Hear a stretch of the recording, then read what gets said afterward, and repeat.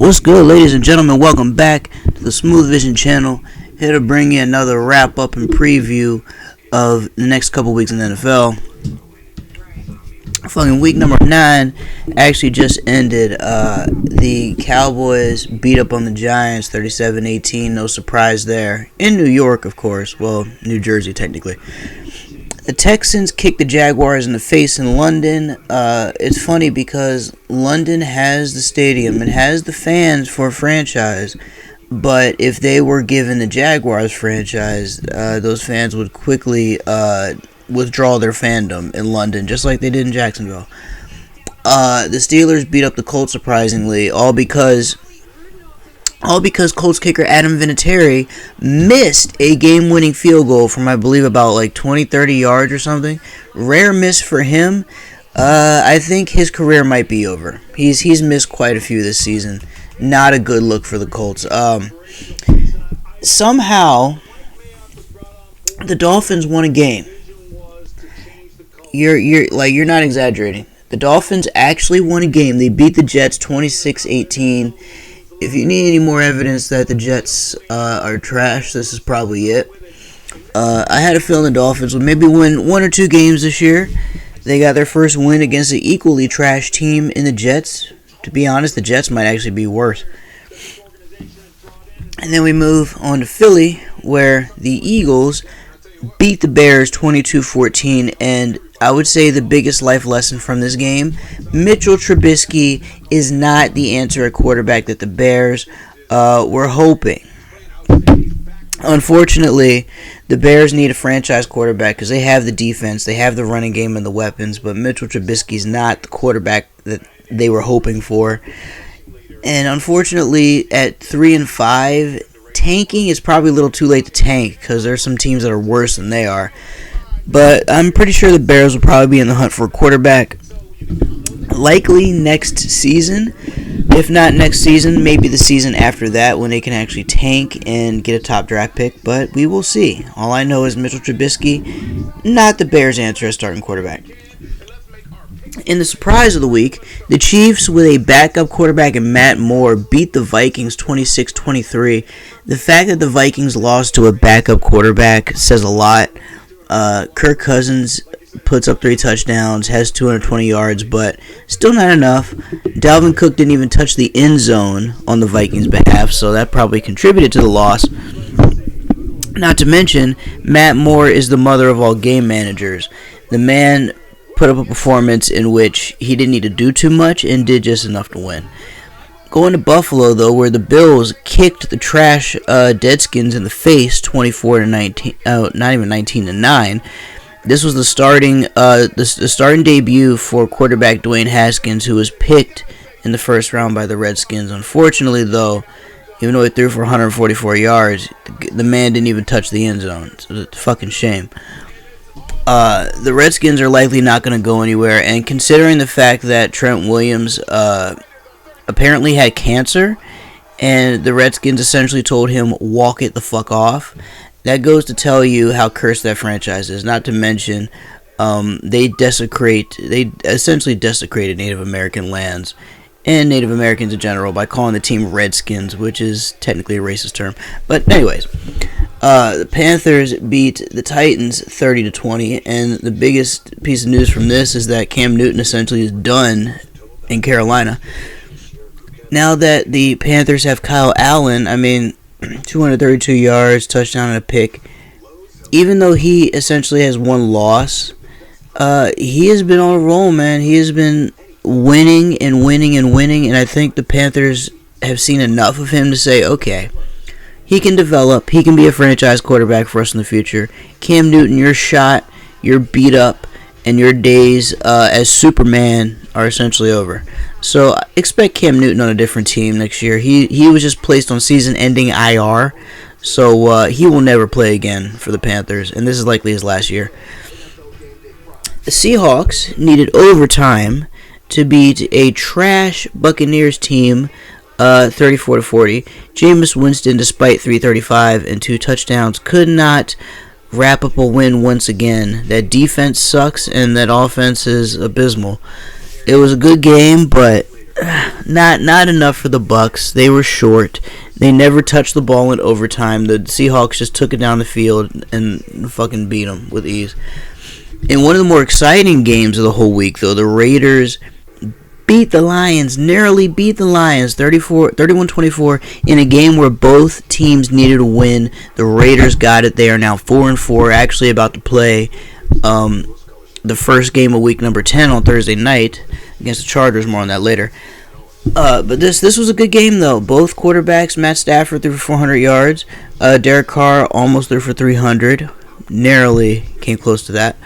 But still threw 2 touchdowns. And really good offense from both teams. Of course, no defense, no secondary on either side of the ball, obviously, with these two teams. But enough offense to where it was an exciting game. And the Raiders desperately needed that win, because if they dropped that one to Detroit, they were going to be kicking themselves for a long time.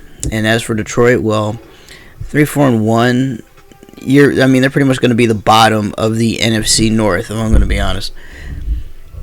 And then from there we go to Denver, where surprisingly a rookie quarterback named Allen started for the Broncos. Joe Flacco on season-ending injured reserve. He's done for the year with a neck problem after bitching about not being aggressive in his last game. But nonetheless, with a new quarterback, the Broncos kicked the Browns in the face 24-19. I know the score's close, but this game was not as close. Baker Mayfield, once again, an okay performance, not the best. Odell Beckham Jr. barely touched the ball, and the Browns couldn't do anything. They're undisciplined, they're not focused, and Freddie Kitchens, like I said before the season even started, he's not a head coach. And now everybody is seeing that the Browns are as trash as I always say they are.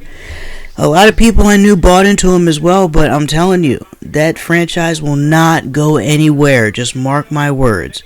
If you all think it's bad now, just wait. They're 2-6. This team might win like 4 or 5 football games at the most. They're probably going to be 5-11, maybe 6-10 at best. But they're not going to the playoffs, and they're damn sure not going to a Super Bowl. At least not in this century. From there, we go to LA, where the biggest upset, one of the other biggest upsets of the week, occurred, where the Chargers beat up on the Packers 26-11. I guess Aaron Rodgers was jet lagged flying to LA, because 161 and a touchdown is bad for him. Like, Rivers outthrew him, even though Rivers couldn't hit the end zone. He didn't need the end zone because the rest of his team did the work for him. And Melvin Gordon, of course, had 2 TDs, couldn't run for over 100 yards, obviously, but 2 touchdowns still enough. Chargers somehow 4-5, opening up week number 10. They need a win next week more than ever. I will get to that in a moment, but this was huge for them, man. This was it's gonna look like a flukish sort of win when you see what the Chargers' resume is like this season. But if there was an important win that they needed, then that I would say this is it so far.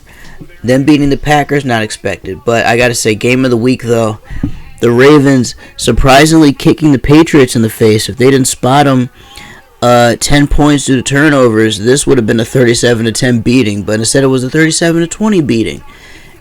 Brady got the shit beat out of him. Lamar Jackson ran all over him. Ingram ran all over him. Lamar even threw a touchdown pass to Nick Boyle, his first one of the whole year. And this was essentially the Ravens' defense beating the shit out of Brady, and Lamar Jackson running all over the Patriots' defense. That depleted, beat-up, old defense. Their defense is okay and good, but boy, they did him no favors in this game. Lamar was too much for him. The Ravens were too much for him. Ravens are 6-2, silently sitting atop the AFC North right now. Patriots get their first loss of the year. Not going to be a total depletion for them or explosion for them, but certainly not a loss they expected, that's for sure. And then on Monday night, the 49ers, well, Thursday night I should say, the open of the week, the 49ers barely escaped the Cardinals 28-25. 49ers still undefeated. The Cardinals lose some close games, I'll say that. They lose games, but they lose close games, so at least they make it entertaining. But the Cardinals still undefeated, 8-0. They're going to go to the playoffs, maybe even the Super Bowl, but we'll have to wait and see. And with that being said, let's preview week number 10. We are going to open up week number 10 with the Chargers and Raiders, a very important game for both teams. Both teams need a win. Raiders can't afford a loss. Chargers cannot afford a loss. A loss by either one of these teams is not good for their overall season. A win, of course, is going to boost either team. Both teams need it bad. I would say watch this one if you can, folks. It's going to be the Thursday night game of the week. Watch it. Lions and Bears. These two are actually going to be playing each other Thanksgiving Day, fun fact. So, this is essentially a Thanksgiving Day preview because it's in Chicago. Even though Trubisky is complete trash, I would much rather trust Matt Stafford given those numbers when you compare the quarterbacks. I'm going to go ahead and pick the Lions here. I don't have a lot of faith in the Bears, but hopefully the Bears can do something. Chiefs and Titans, gotta take the Chiefs, man. I think Patrick Mahomes, by the way, is coming back, and if that's the case, Tannehill is not going to be able to keep up with him in a shootout. It just won't happen. And then we have the battle for New York, or New Jersey in this case. The Giants and Jets, both of these teams are terrible. 2-7 versus 1-7. Flip a coin, make a pick. You won't be wrong, but at the same time, both teams are terrible, so you have a good chance of being right no matter which team you pick. And then 1 o'clock, going to Tampa, the Buccaneers and Cardinals are going at it. The Cardinals are a team I actually would pick here because Jameis and the Buccaneers, they're good. They're okay, but they can't close out games. They can't win. They put up numbers, but they can never seal the deal and get the victory. The Cardinals have always been knocking at the door on victory all season long, but I think in this game they get it done. They get it done on the road, going to Tampa. Ravens and Bengals, 6-2 versus 0-8. I believe the Bengals are like the only team in the league without a win this season. The Dolphins have a win. The Redskins have a win. The Jets have a win. There's probably another team I'm thinking of with like 1 win, but I believe as far as teams with just 0 wins, it's just the Bengals. The Bengals are in the lead right now for the number 1 pick in the NFL draft. I expect the Ravens to kick them in the face. Skull Dragon probably before halftime. But games like this are usually a trap game where the team that sucks is expected to lose. But for some reason, because it's the NFL, they come out and they end up playing like the game of the year. So it could easily be a trap game for the Ravens, but I think it's safe to pick them. Browns and Bills, I'll pick the Bills. Like I said, the Browns are trash. 7 touchdowns, 12 interceptions for Baker Mayfield. At least Josh Allen has 10 TDs, 7 picks. You know what I mean? The Browns are just trash up and down the field. Nick Chubb having a good season for him. I'll tell you who's not. Odell Beckham Jr. And I'll tell you who's not as well. Baker fucking Mayfield. And also Freddie Kitchens, because that man shouldn't even be a head coach. So I'm glad he's getting exposed early. Falcons and Saints. The Falcons have given up on the season at 1-7, trading away Mohamed Sanu. Matt Ryan rode the bench for a little bit with an injury. The Saints are on a roll. Drew Brees is back. Pick the Saints at home, man. The Saints in New Orleans, Saints can't lose, especially against a team like the Falcons, unless they just decide not to show up. You know what I mean? And at 4 o'clock, we have the Dolphins and the Colts. Goodness. The Dolphins are trash, but the Colts, I would say the Colts are probably looking for a big revenge win after coming so close to beating the Steelers. They're probably going to come out pissed off and looking to win. But the Dolphins, after that last game where they won, it's not a winning streak because it's only a game, but they're probably going to try to drag that momentum into this week if possible. I don't see it, though. Pick the Colts. And then we have the Packers and Panthers. Pick the Packers. The rookie is going to get exposed here. He's having a great season, but you're not going to outthrow Aaron Rodgers in a aerial duel unless you're like a Patrick Mahomes or somebody like that, or even a Tom Brady. But you're not going to do it if you're Kyle Allen. Kyle Allen has a long way to go before going there, but as good as he is, Packers got it. No doubt they got it. Rams and Steelers in Pittsburgh. Oh boy, I don't have a lot of faith in the Steelers, but Jared Goff for the Rams is just so bad. If the Rams play the way they are known to play, if they play their style of game, then they're going to win. But the Steelers could easily steal one, especially since they're at home. It wouldn't shock me. Steelers, you know what? I'm going to go Steelers for the upset here, even though I hope I'm wrong. But I'm going to pick them for the upset. Sunday night, we go to Dallas, where the Vikings and the Cowboys are going to square off. Kirk Cousins versus Dak Prescott. Oh, boy. Give me Dak Prescott over Kirk Cousins any day. Any day of the week. Ezekiel Elliott surprisingly doesn't have as big of stats as Dalvin Cook, but that's what happens when your entire offense revolves around your running back instead of your quarterback. The Vikings know they can't trust Kirk Cousins. They know they can trust Dalvin Cook. So I would expect the Cowboys to shut down the running game.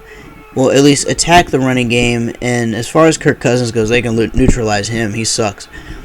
And then Monday night. So yeah, pick the Cowboys there. Monday night, 49ers and Seahawks. 49ers are 8-0, Seahawks 7-2. If there's a team that can dethrone the undefeated 49ers, it is the Seahawks. It will be in San Francisco, so that'll be the caveat here. But I think we're looking at the team that's going to hand the 49ers their first L. I'm going to go ahead and pick the Seahawks.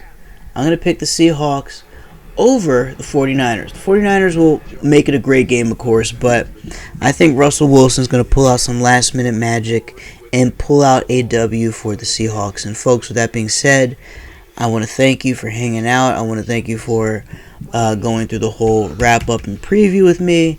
And, folks, I hope you enjoy all of the games this weekend. And I will see you when this week is concluded and the games are concluded to wrap up Week 10 and preview Week 11.